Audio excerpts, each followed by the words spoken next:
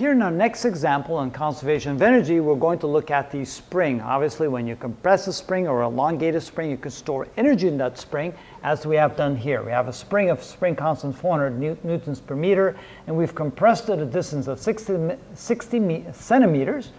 60 meters will be quite a spring.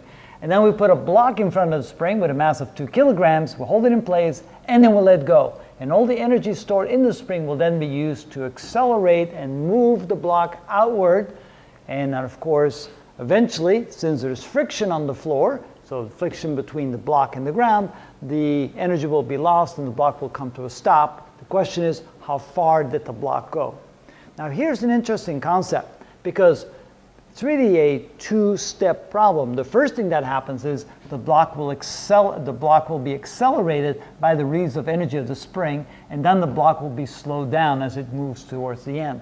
But we really, just like with a roller coaster, don't really care what happens in between. We only care about the initial state and the final state. And what goes on in between is not important, except, of course, the work being done to overcome friction. We do take that into account. But we don't have to worry about the acceleration and deceleration, nothing like that. We can simply look at the initial state and the final state and get the correct answer. So let's try that. So we can say energy initial equals energy final, which means that any work put into the system plus the potential energy initial plus the kinetic energy initial must equal the potential energy final plus the kinetic energy final plus any energy lost by overcoming friction.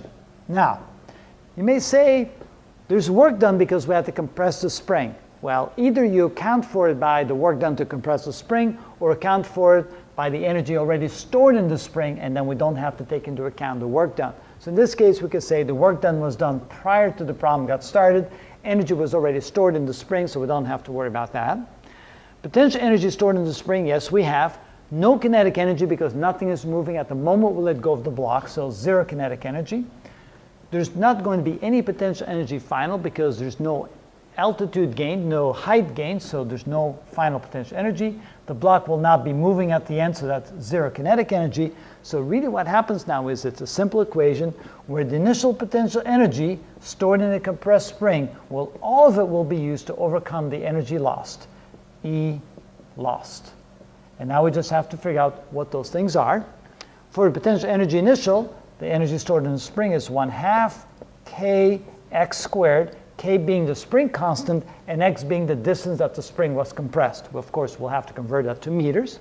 And the energy loss is going to be equal to the friction force that we have to overcome times the distance that we have to travel. And of course, that's what we're looking for. That's the variable we're going to be solving.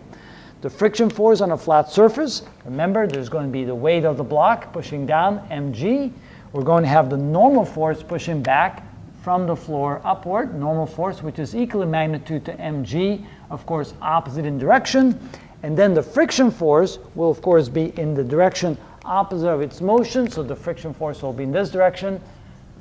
That will be equal to the normal force times mu, so in this case, that's going to be mg mu. So we can replace this for this, and then finally our equation becomes 1/2 kx squared is going to be equal to mg mu times d. And then this equation we have to solve for the distance traveled. So we're going to divide both sides by mg mu. So when we write it over here, we can say that d is equal to the left side of the equation, which is 1/2 kx squared divided by mg mu, and all we have to do is plug in the values that we have. So this is equal to 1/2 times k is 400 newtons per meter. The distance is 0.6 meters, and we have to square that and divide the whole thing by the mass, which is 2 kilograms, times g, which is 9.8 meters per second squared, times mu, which was 0.3. And then we need a calculator to figure out what that is equal to. All right, so we have, might as well place those down there. So we have a 0.6 squared times half of 400, that's times 200, divide by 2, divide by 9.8, and divide by 0.3, and we get 12.24 meters. So just call it 12.2 meters. And that's how far that block will slide before coming to an end. So that means that all the energy stored in the spring by compressing it will be used to overcome the friction, making the block travel a distance of 12.2 meters before all the energy has been expended overcoming that friction. And that's how you do that problem.